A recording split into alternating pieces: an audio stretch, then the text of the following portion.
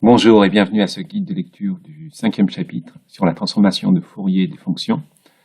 Je précise pour ceux qui viennent de nous rejoindre que dans cette vidéo, mais aussi dans les vidéos précédentes et dans les vidéos que je ferai à l'avenir, j'ai mis un certain nombre d'informations ou même d'indications par rapport à l'examen de janvier et je les dissémine à peu près dans toute la vidéo. Donc il va falloir regarder effectivement toute la vidéo dans son intégralité. Bien, donc aujourd'hui, transformée de Fourier. Il y a deux types de transformée de Fourier que nous verrons. À la fois la transformée de Fourier dans L1, puis l'extension de cette définition à des fonctions de L2. Donc il y a vraiment deux parties bien distinctes. Dans la première partie, il faudra connaître surtout les théorèmes d'inversion de la transformée de Fourier, puis un certain nombre de propriétés classiques pour notre transformée de Fourier. Je dis les théorèmes d'inversion de la transformée de Fourier parce qu'il y en a trois à savoir. Alors, dans la transformée de Fourier L2, il va falloir bien comprendre ce qu'est l'espace S, la définition de la transformée de Fourier dans L2, et puis un certain nombre de théorèmes d'inversion que nous verrons au fur et à mesure. Donc, commençons par la définition de la transformée de Fourier. Elle est ici. On a une fonction, donc f, et la transformée de Fourier, quand elle existe, c'est simplement l'intégrale entre moins l'infini plus l'infini de f de x exponentielle moins 2i nu x intégré par rapport à la variable x. Donc c'est une fonction de nu. Nu se trouve ici et il se trouve ici dans l'intégrale. Pour qu'elle soit définie, pour bien définir cette intégrale, il faut que ce qu'on a ici soit intégrable. Donc il faut que l'intégrale du module existe. Quand on prend le module de ça, l'exponentielle i fois quelque chose étant de module 1, il faut que notre fonction f, elle, soit dans L1. Donc la première définition, c'est que f est une fonction de L1. D'accord ? Alors la première propriété, c'est que effectivement pour une fonction f de L1, je peux définir ma fonction f tilde, et on a une fonction f tilde qui se trouve être continue par rapport à la variable nu. D'accord ? Donc c'est une intégrale à paramètres, il faut appliquer les théorèmes de continuité sous le signe intégral qui sont dans le chapitre d'intégration. Et elle est majorée, donc la norme infinie de f tilde, de la transformée de Fourier, son sup, la norme infinie c'est donc le sup de f tilde de nu, lorsque nu appartient à un grand R. Ce sup est majoré par la norme 1 de f. Donc on a une norme infinie ici et une norme 1 ici. Okay. Après, vous avez deux propriétés donc, de l'opération transformée de Fourier. Donc, la transformée de Fourier, quand je prends une combinaison linéaire de fonctions, c'est la combinaison linéaire des transformées de Fourier. Ça, c'est la propriété de linéarité. Et puis, une propriété de continuité, c'est-à-dire que si on a une suite f indice n qui tend vers 0 dans le sens L1, c'est-à-dire ça, eh bien, la suite correspondante pour f tilde n, là on a l'impression qu'il n'y a pas de n, mais c'est un n qui est ici, si vous regardez bien, il y a un n, là on le voit, là, f tilde de n, eh bien, la suite f tilde de n converge vers 0 au sens L infini, donc ça veut dire ça. Hein. Quand vous avez une suite de fonctions, il faut bien préciser par rapport à dans quel sens vous entendez la limite de cette suite de fonctions, c'est-à-dire soit vous l'entendez dans le sens de la norme L1, soit au sens de la norme L infini, ça veut dire des choses assez différentes. Donc, bien préciser ce genre de convention que vous prenez, c'est-à-dire qu'est-ce que vous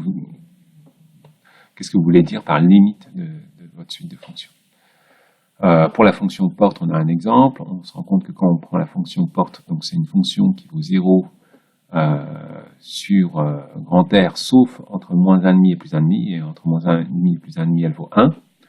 À ce moment-là, donc on a cette intégrale-là à calculer, on se rend compte que cette intégrale, quand on la calcule, elle vaut le sinus cardinal de pi nu, le sinus cardinal étant par définition la fonction qui est le rapport entre sinus pi nu divisé par pi nu, lorsque nu est différent de 0, et 1 sinon. D'accord ? C'est ça la définition du sinus cardinal. Donc là, vous avez aussi un autre exemple que vous pouvez calculer. Vous pouvez calculer sa transformée de Fourier.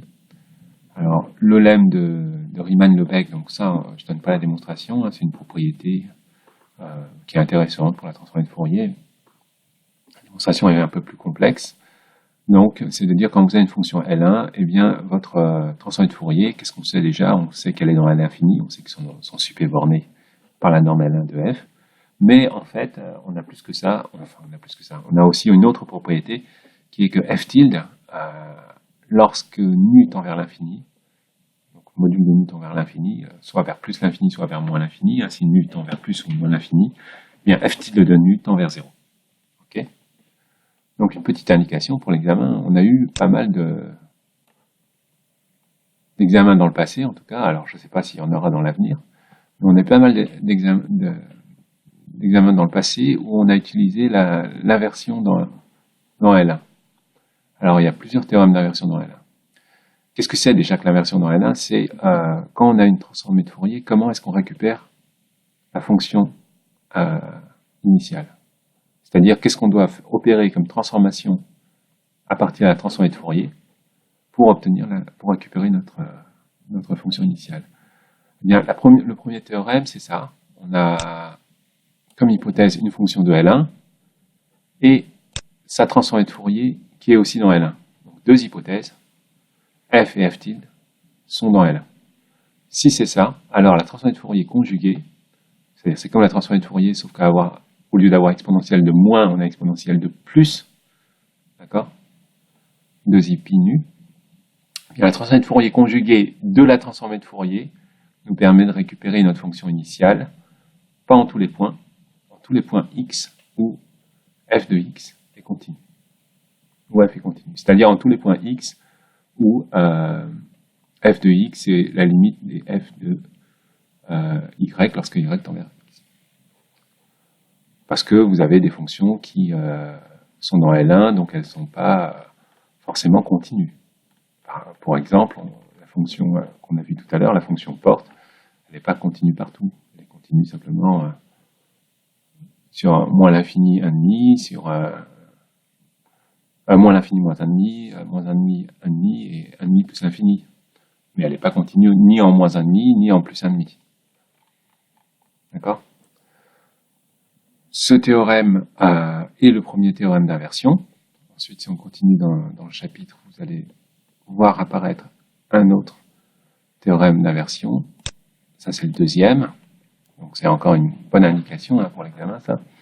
Donc, si vous avez une fonction qui est de classe C2, cette fois-ci, donc on doit avoir donc f, f' et f seconde sont continues. Donc, ce sont des fonctions qui sont de classe C2.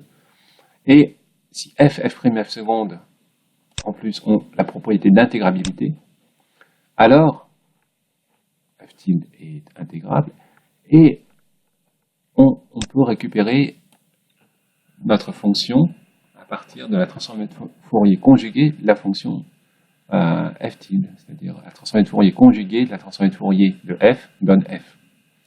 Cette fois-ci, non pas en tous les points où f est continu, mais en tous les points, en fait, de l'espace. Et ça, de toute façon, puisque f est elle-même une fonction continue, tous les points de l'espace, ça correspond aussi à tous les points où f est continu. Donc on a un résultat un petit peu plus fort, mais évidemment, on a beaucoup plus d'hypothèses, et donc parfois, dans l'exercice, on ne peut pas appliquer ce théorème parce que ça demande beaucoup d'hypothèses. Par contre, l'hypothèse agréable, c'est qu'on n'a pas besoin de vérifier notre résultat sur f tilde, c'est-à-dire qu'on n'a pas besoin d'avoir une expression précise de notre transformée de Fourier, puisqu'il suffit de vérifier les hypothèses sur f, f' et f seconde. Donc, on a notre fonction f, on calcule f' et f seconde, et puis on regarde si les fonctions qu'on obtient sont à la fois continues et intégrables. À ce moment-là, on peut appliquer cette proposition. Et enfin, le troisième théorème d'inversion, c'est quoi? Donc, c'est une fonction, alors là, on a moins d'hypothèses encore, elle n'est même pas C1 sur tout grand R, elle est C1 sauf en un nombre fini de points de discontinuité. Et au lieu de regarder f, f', f seconde comme la proposition précédente, c'est f et f' simplement. Si on a f et f' qui sont dans L1, et si on a ce côté C1 sauf en un nombre fini de discontinuité, alors on a quelque chose qui ressemble à la transformée de Fourier conjuguée de la transformée de Fourier de f, C'est-à-dire que, mais qui ressemble. Alors pourquoi ça ressemble? Parce que c'est simplement une limite, parce que R tend vers l'infini, l'intégrale de moins R à R. C'est pas l'intégrale de moins l'infini à plus l'infini, parce qu'en fait, on ne sait pas si f tilde est intégrable ou pas, mais c'est une intégrale de moins R à R, et on fait tendre R vers l'infini. Et à ce moment-là, on obtient, par cette formule, on obtient non pas f de x, mais la limite à gauche de f, plus la limite à droite de f, au point x, et la moyenne de ces deux-là. D'accord? Donc, c'est ça le théorème d'inversion pour des fonctions qui sont C1, sauf en un nombre fini de points de discontinuité, et tels que f et f' sont dans L. Donc, il faut vraiment regarder ça, là, parce que ce sont des formules d'inversion qui sont souvent utilisées, enfin facilement utilisées dans l'exercice.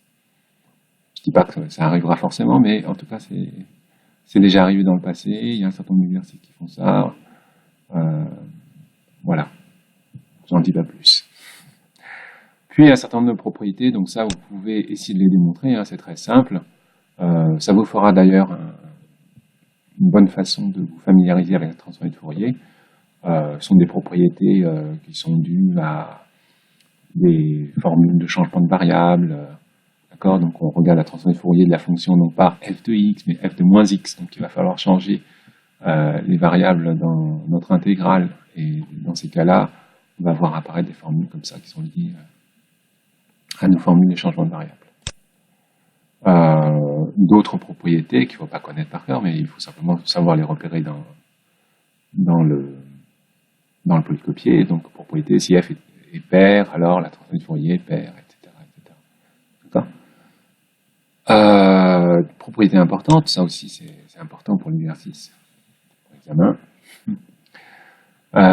Si c'est que la transformée de Fourier, en fait, il y a un lien entre transformée de Fourier et dérivation. C'est-à-dire que si vous dérivez votre transformée de Fourier k fois, mettons, eh bien, ça correspond à la transformée de Fourier d'une fonction, de votre fonction f, mais multipliée par un monôme x puissance k. D'accord? Modulo un facteur près qui est moins 2i à la puissance k. Donc, il y a des hypothèses pour ça, qu'il faut vérifier si jamais vous avez utilisé ce théorème, c'est qu'il faut que x puissance k, f de x, appartienne à L1 pour tout k entre 0 et n. Donc, si vous avez cette hypothèse qui est vérifiée, n'oubliez pas de la vérifier, hein, à ce moment-là, il y a un lien entre la dérivée de la transformée de Fourier et puis la multiplication de notre fonction initiale par un monôme x puissance k. Réciproquement, si au lieu de considérer f, je considère la dérivée de f dérivée m fois, qu'ensuite je prends la transformée de Fourier, ça correspond à multiplier notre transformée de Fourier de f par un monôme d'ordre mu puissance m. Et pareil que tout à l'heure, il y a un facteur qui se rajoute, qui est cette fois-ci non pas moins 2i, mais plus 2i à la puissance m. Okay? Et là, pareil, si jamais vous l'avez à l'utiliser, n'oubliez pas de vérifier les propriétés qui sont en fait que les dérivées successives de f sont toutes intégrables pour k de 1 allant de 1 jusqu'à n. Okay. Voilà, donc vous avez la démonstration que vous pouvez lire. Ça, c'est très intéressant à lire. Quelques corollaires, des inégalités sur votre transformée de Fourier. Ici, c'est directement sur la transformée de Fourier, là, sur la dérivée qm de votre transformée de Fourier. Et ensuite, une notion qui est les notions de fonction à décroissance rapide. Ça va nous amener vers les transformées de Fourier dans L2. Fonction à décroissance rapide, ça veut dire que ça va plus vite vers 0 que n'importe quel polynôme. C'est-à-dire que je multiplie par un x puissance k, ben f de x, il est plus fort, il tend vers 0, malgré tout. Même si x puissance k tend vers l'infini, f de x tend vers 0 plus vite. Donc typiquement, ce genre de fonction exponentiellement x2, ou bien ce genre de choses aussi, x puissance 5, ln de x exponentielle de moins x. Là, il manque des valeurs absolues, hein, pour que tout se passe bien. Valeur absolue de x puissance 5, ln de x exponentielle de moins valeur absolue. Donc à ce moment-là, c'est quelque chose qui est à décroissance rapide. C'est des fonctions qui sont à décroissance rapide. Et en fait, si vous avez une fonction qui est à décroissance rapide, alors la transformée de Fourier, elle est de classe infinie. Donc il y a un lien entre la décroissance rapide et la vitesse, la vitesse de convergence vers l'infini, le comportement asymptotique de f et la dérivabilité de f tilde. Voilà, réciproquement, si vous savez que f est dérivable un nombre infini de fois, alors f tilde est à décroissance rapide.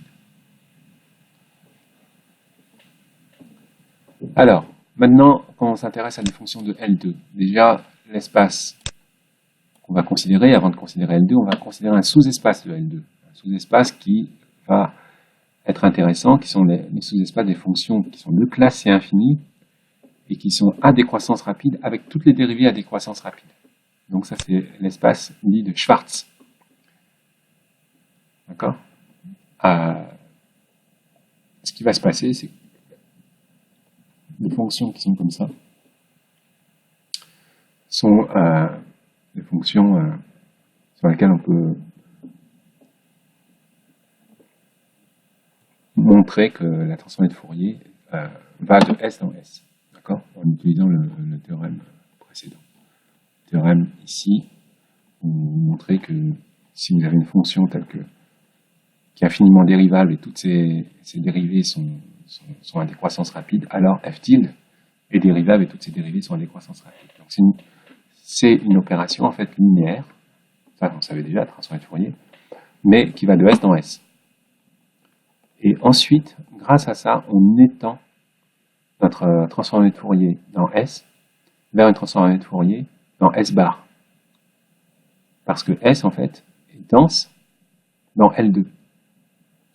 C'est ça la propriété qui est intéressante, c'est que l'espace de Schwartz est dense dans L2, et du coup, notre transformée de Fourier, qui était bien définie pour S, parce que les fonctions de S sont dans L1, va être aussi définie dans L2. Donc, voilà, donc on a une bonne propriété, et on a aussi un théorème d'inversion de la transformée de Fourier dans L2, est donné, la transformée de Fourier inverse est donnée par la transformée de Fourier conjuguée, mais le problème c'est que quand on prend une fonction, on prend sa transformée de Fourier, et puis après sa transformée de Fourier conjuguée, mais on récupère f presque partout. Presque partout, c'est pas partout.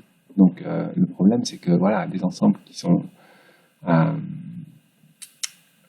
des fonctions qui sont presque partout égales, elles peuvent être différentes sur un ensemble dénombrable, donc sur beaucoup de points. Elles peuvent être différentes sur Q, par exemple. Donc, c'est pas tout à fait satisfaisant. Hein. Si on connaît ce transformée de Fourier, comment on retrouve la fonction originale? Donc ça, c'est les théorèmes d'inversion. On a vu la réponse lorsque f est dans L1. Dans L2, d'abord, dans L2, est-ce qu'on a une propriété? On a une propriété presque partout qui est ici, mais qui en général n'est pas satisfaisante parce qu'on ne veut pas récupérer la fonction d'un point particulier et non pas récupérer en général notre fonction. Et donc il y a aussi le théorème 5.1.20 qui nous dit que voilà, une fonction dans S, elle est de classe C infini, et puis en fait si vous regardez, toutes les dérivées de F sont intégrables, et donc on peut revenir à l'inversion de transformée de Fourier dans L1.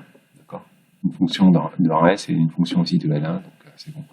On peut récupérer notre fonction avec le théorème d'inversion dans L1.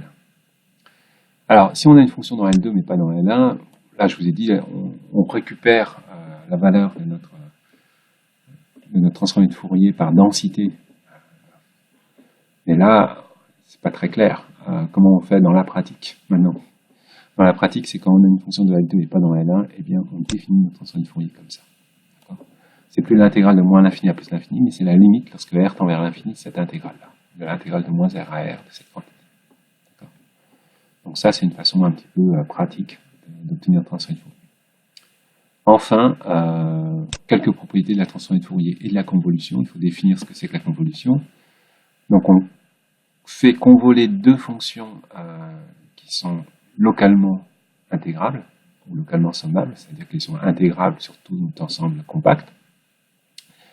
Eh bien, la fonction qui est f convoluée avec g, c'est la fonction h de x qui est l'intégrale de f de t g de x moins t dt. D'accord. Donc voilà, ça c'est la définition même du produit de convolution. Et en fait, la transformée de Fourier transforme un produit de convolution. Donc la transformée de Fourier du produit de convolution, c'est le produit de fonctions des transformées de Fourier. D'accord. Ici, c'est le produit entre cette transformée de Fourier-là et cette transformée de Fourier-là. Là, évidemment, il y a des hypothèses. Il faudra bien vérifier les hypothèses pour avoir cette propriété. Et réciproquement, si vous avez deux fonctions que vous multipliez, en termes de produit de fonction, donc, et vous prenez ensuite la transformée de Fourier, vous obtenez le produit de convolution de la transformée de Fourier de f et de la transformée de Fourier de g. Donc, produit de convolution est transformé en produit de fonction, et produit de fonction est transformé en produit de convolution. Alors ça, ce théorème-là, si vous avez convolution et produit de fonction, c'est ce théorème-là qu'il faut utiliser avec les hypothèses qui vont bien. Donc je vous encourage à bien surligner dans votre polycopier ce théorème, parce que là aussi, ça peut apparaître dans les exercices, au moins dans les exercices et peut-être dans les examens, parce que vous avez un certain nombre d'hypothèses, mais c'est tout ce que vous avez toujours rêvé de savoir sur les produits de convolution et les transformées de Fourier sans avoir jamais osé le demander.